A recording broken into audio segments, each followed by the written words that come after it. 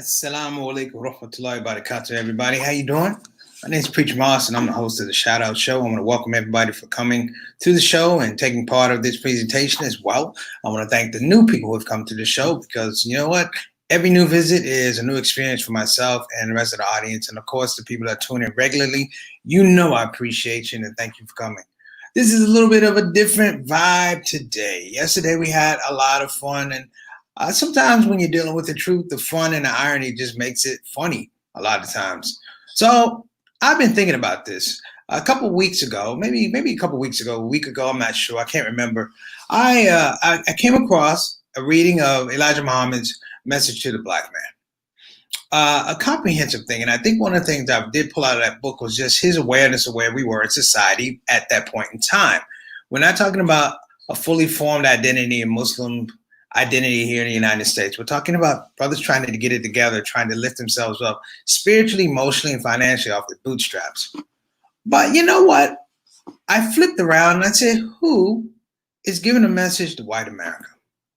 So today I thought I'd take a little bit of time, a little bit of entry, and of course there's going to be some sarcasm because that's what white supremacy is here in the United States. And I wanted to frame for you what you see at the bottom of the screen, a Muslim comic's message to white America. I was really nice because I didn't put black Muslim comics. That might be too much for people. But a Muslim comic message to white America. You know, the first thing is history. Before I really get started on this, I want to give a thanks to some people in terms of black history and American history who were the original frontline, if you will. I know we're talking about frontline and nurses and doctors, but in the game of racial expression and liberation and the fight for equality, there were frontline workers that we have even forgotten, even black folk we don't remember. This is before King and X and Elijah Muhammad. They were the first intel, if you will, the first black CIA, the first FBI, the collectors of information. They were people that were so good that white America thought they were invisible. And they would talk around these people, not understanding that they had highly developed intellect, that they can take the information and pass along to their black brothers and sisters that gave them aspiration, inspiration, and a pathway to winning. They look like butlers. They look like chauffeurs. They look like cooks. They look like gardeners. And I'm talking about blacks and Latinos and Native Americans. The people that you laughed at are the ones who are actually giving us this spirit and this insight today to take on what we're seeing. Now, let's be clear. White America, African Americans are mad at you. Latinos are mad at you. Native Americans are mad at you. The Native Americans you can find, they're mad at you. But here's the thing. They're not mad at you to engage you anymore. You're not that important. See, the issue is, and I figured this out over the last couple weeks doing this podcast and some of the subject matters I have, white America has been losing for a long time.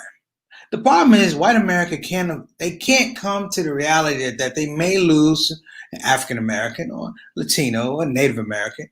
They can't stomach the idea that they may lose in a different way of a black man live and raise his family, George Floyd, a Latino who actually gets his citizenship based on the fact that they contribute to the country.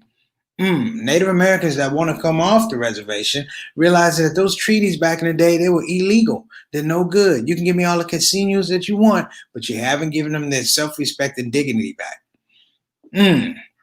But the magic of white America is this, brothers and sisters.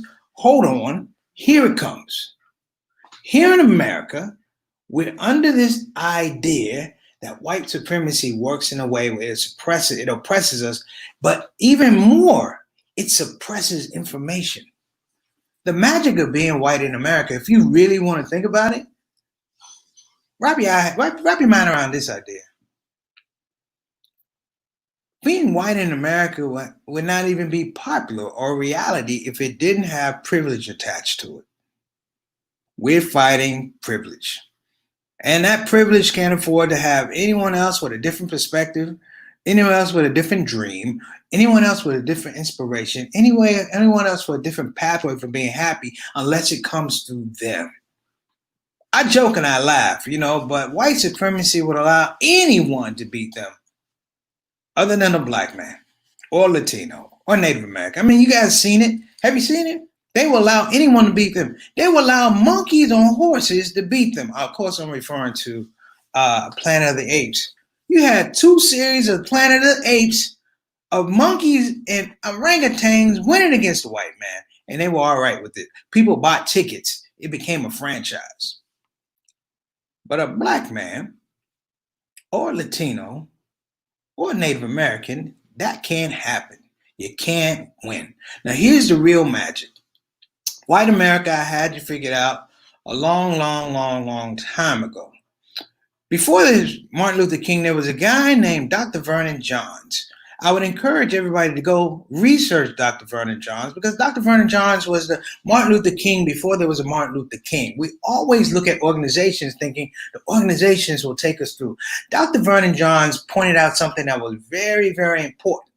He used the words that they use, and he found an even deeper meaning and a deeper contextualization to confront the things that he saw.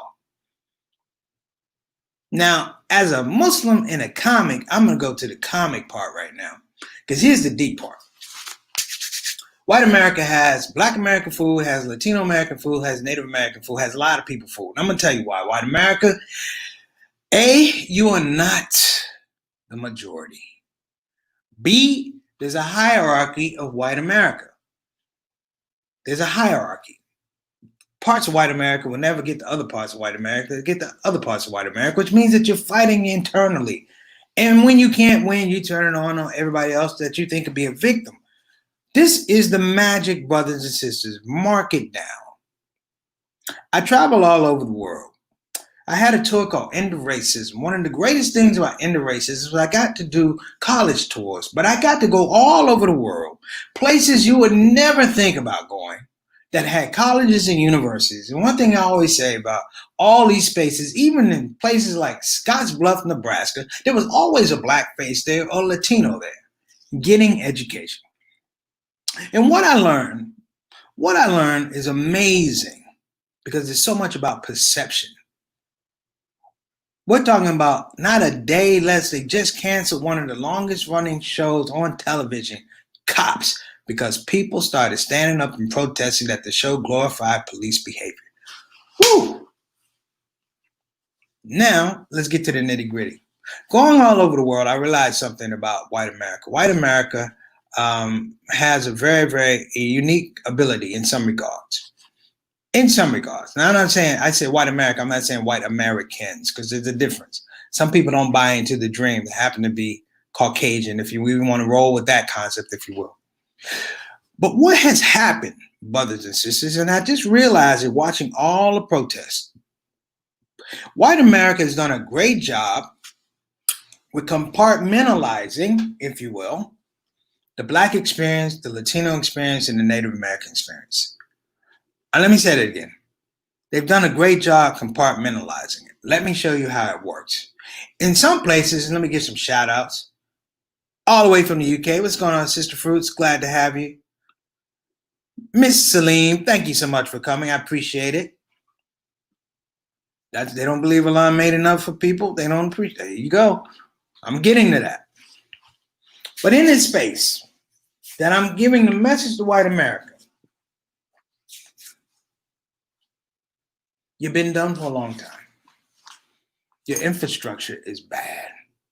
You can't produce the amount of people to keep the fallacy going, because even those people are not buying the fallacy. You see, long before COVID, brothers and sisters, white America had done a great job, or white supremacists done a great job of getting African Americans, Latinos in our hoods and our places to shelter in place before there was a COVID-19. We limited our own social mobility. We had help.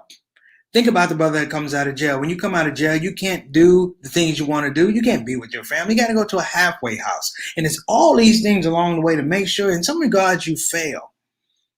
Well, we buy into that. Let's be honest. We bought into that in a lot of regards. And I just want to say, hey, listen, we have to own up to that ourselves.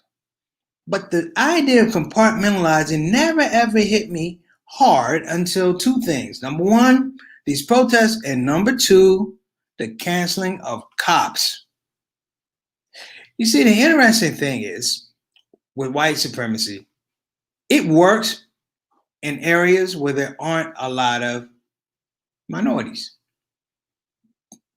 Places where black people and Latinos wouldn't go anyway, it's easy to say that, hey man, hey, guess what? We're controlling our blacks. It's the old thing, you know, the old idea of controlling our Negroes. That's what they used to say back in the 50s and 60s. I'm gonna give a shout out to here. What's going on, Mr. Noise? Thank you so much. But in the inner city, the idea is that we've been kept in spaces. We've been sheltered in place, if you will, and it's allowed people to move us here, move us there, move us here, move us there. And every once in a while, when somebody rises up and goes, I don't want to move that way, it has dire consequences. It can linger, it could go anything from being discredited or being deceased. We know what these things are. But white America is not that smart anymore. I've had an opportunity to look at things, if you will, like some of my favorite hate groups, like the KKK. A lot of you guys, and I tell everybody, have your favorite hate group. Don't join, just have one. But the history of the KKK is an organization that they can't keep it together. They're poorly organized, they have bad retention, but they can't keep it together. The thing that they can keep is that this mysticism that they're all places at all times and all things. So when you're in your kitchen, it might be a Klansman in your cupboard or in your oven or something like that. And we played that game for quite a long time. But the fact of the matter is, it's all magic. It's all smoke and mirrors. You've never been that smart, white America. Now, this may sound painful, but it's true.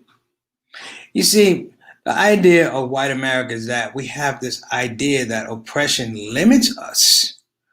But white America, I want you to know, it doesn't limit us. We're sitting at home right now, watching civilization fail. You are the new Rome. And what's going to happen is when Rome fell, the United States will fall. On a daily basis, we're watching the quote unquote smartest white people in the world get it wrong over and over and over and over again. And all the places where you are, you get it wrong over and over and over again. From the White House to the Senate to the Congress, over and over and over and over again. Now, I thought about this a little bit. You know, you ask a black person, ask a Latino, nobody wants to be white. There's no benefit in it. And people say, preach what he's saying. It's like, well, we've already figured out that it's a limited juncture. It's a limited opportunity. Only time you can have white supremacy is if you take it from someone else. It's a plus minus type of deal. And I find myself often saying, we can't play the game anymore. At 53 years old, I'm teaching young brothers and sisters, and they're reminding me that we can't play the game anymore. You know, the funny part about white supremacy in the United States is it can't stand to lose. And when it loses, instead of just taking the L, if you will, they take another L, and that's called the law. And you take the power of law to make up for the fact that you're lost, an honest loss. Dr. Vernon Johns, to go back to him, fiery preacher. He talked about all these things we're talking about right now, but he didn't have the courtesy of an NAACP or anything like that. This is a man that went around the country. He literally lost jobs every time he spoke, but he believed in something. He believed that that spirit could not be defeated, if you will. So my message to white America is it's time to lay down.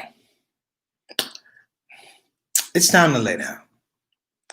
There's going to come a time where we're going to start our own show.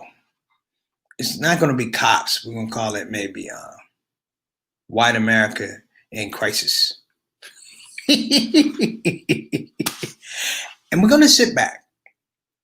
I'm going to take all the laws that you put out, and what we're going to do is we're going to extract ourselves. We're going to remove them. We're going to watch your laws play out on you.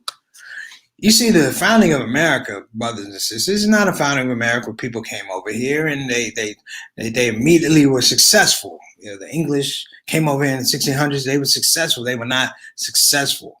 There were people, just like our frontline folks I started out with the beginning, Native Americans and indentured servants that came here and did the work that other people didn't do, didn't want to do, or didn't know how to do. And what we have now is a space where, guess what? We're no longer distracted by the things that supposedly take up our mental space. You know, it's a game for African Americans. If you don't want to know this, it's called cognitive surplus. So that little bit of free time you have where you may be able to figure something out or work something out in your heart, you're bombarded with things. So we're looking at protests right now. We're looking at laws being broken. We're looking at all these folks who are supposed to protect us that are doing all these things. But it's a trick because it's supposed to keep you from engaging your own intellect, asking the simple questions, in some regards, getting a very, very simple answer.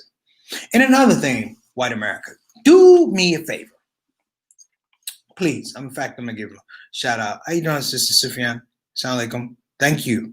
May Allah protect your family too. White America, do me a favor.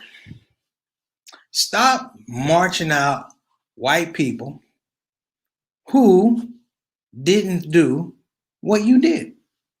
Stop marching them out here to take responsibility for things you didn't do. So there's a thing right now, everybody's, how do we stand with black folks? Listen, black folk ain't stupid, just like Latinos ain't stupid. I'm like, hey, I'm going to give it to you real. Listen, if someone does something to me, I have a clear identity of who that person is. Don't send me somebody else. America doesn't like to apologize. White America, you're horrible at apology. You're the worst apologizers in the world. And you keep sending us people who have nothing to do with your madness. They're just sympathetic folk, and you put them out. You ever notice when a bad racial incident happens, it's a breakdown, the news people get there. And then there's this space where they march out some white people who are very sympathetic, decent folks, and they start apologizing for the corruption of other folks. I remember James Byrd. Here's a man, brothers and sisters, minding his own business. 3 racists take this man, chain him to the back of the truck, they drive him and drag him behind the truck 3 miles. It kills the man 3 miles. You know what white America did? They sent out the people who were not responsible. And it was the same response. Oh, this is terrible. Oh my gosh, this is unhuman. Oh my, it's a terrible incident. It's an isolated incident. You know what? They never put the races on TV. They know where they are. They never put the races on TV. You know, they ask the white people, you know, how do you feel about the black man being dragged behind the truck 3 miles? Oh, it's terrible. Oh my gosh. They never asked the races.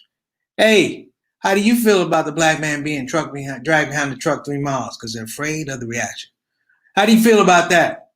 Well, hell, it was only 3 miles. Shucks, back in the day, you used to be able to drag a Negro 4 or 5 miles. He'd jump up and go to work. They don't make them like they used to. Is that a wrong joke? White America, I know you don't like that, but it's classic. Don't be afraid of people who have already outthought you. We're coming. I sit back on a regular and I watch white people eat their young with the same foolishness. You won't take our children anymore. You won't take, just like the frontline soldiers, they told us what was going on in your houses. They told us what was going on in your bedrooms. We know. We have intelligentsia. At this point in time, what do you have? We've been honest the whole time. We've told you about you your whole life, brothers and sisters, whole life. So my message to white America is also pretty simple. We're not going to help you get it right. Whatever it is that ails you, whatever it is that hurts your heart, whatever it is that really, really brings you pain and disdain through this process of white supremacy, whatever that is, we're not going to help you fix it. It's time that you put some skin in the game and you have some pain and you have some hurt. And you have some black people come to your house and say it's a shame what those police did to your white son or your white daughter. And just for good measure, we're gonna send the wrong black people because they're not gonna be sincere. We're gonna send the wrong black people because we want you to understand who it is and what you have evolved into. White America is a joke to me. Someone said, "Be careful about white fragility." Nah, that's white fallacy. I'm a realist. I watch as sport the sadness and the failures of white America. I mark them down. I run them through my mind. I create scenarios and languages and modalities, and I go on stage and I play them out. You see, the message from a Muslim comedian is, I'm giving this only to you right now because Allah has put mercy in my heart. Because if I was black, I wouldn't be saying a damn thing. So as we watch your kids come on over to the rallies and you don't see them anymore, and I have to say this, white America, you've done a great job of thinking that people take away, if you will, that people somehow take away from what you have without acknowledging that you've taken everything from everybody else. You want us to believe, how you doing? Assalamu alaikum, thank you for coming. You want us to believe that somehow you're the victim. You want us to believe that somehow all our work and effort has not been enough because it hasn't put you in the place that you wanted to be. One of my greatest feelings was a situation in a comedy club. And I quit on the comedy club owner, a white man, because he told me a lie. And he got really, really upset because I let him know, not only did you tell a lie, but it was a bad lie. And I had fun with the bad lie. I took it and disassembled it and deconstructed it. And yeah, I did some bad things. I said some funny things. I meant to hurt his feelings because I was trying to save his life. The only reason why white America stands right now is because if we pull Black America out of it, pull Latino America out of it, pull Native Americans out of it, white folks would die. You wouldn't make it. See, because for every Silicon Valley that everybody has a nice house, there are places like Kearney, Nebraska. There are places like Montezuma, Iowa. There are places like Joplin, Mississippi. There are places like Kingman, Arizona, where there are no people, but white folks are doing bad. And there ain't no blacks around. There's no Latinos around. Whiteness is unimpeded. White America to its absolute hilt. And it's a pile of hot mess. Now I can talk about what's going on in the White House because I have time. But even they don't believe it. It's sad to have an attorney general who understands the laws that have been on the books to protect white America. They've been horrible. And even more and more as he tries to enact them, that's how much that's how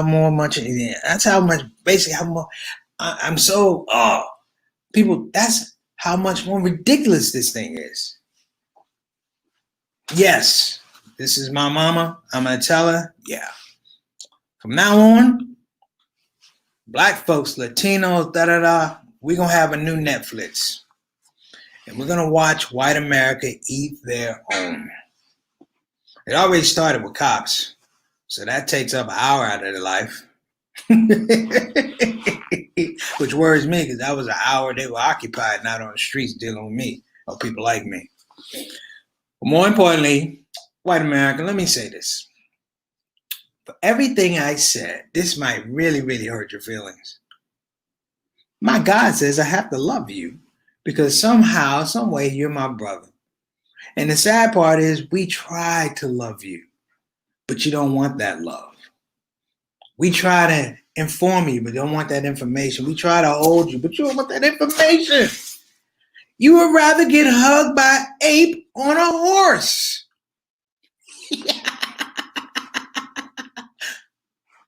So in the words of Caesar, take care of yourself. Oh, I'll be sure to make sure everybody gets a note when White America Falls.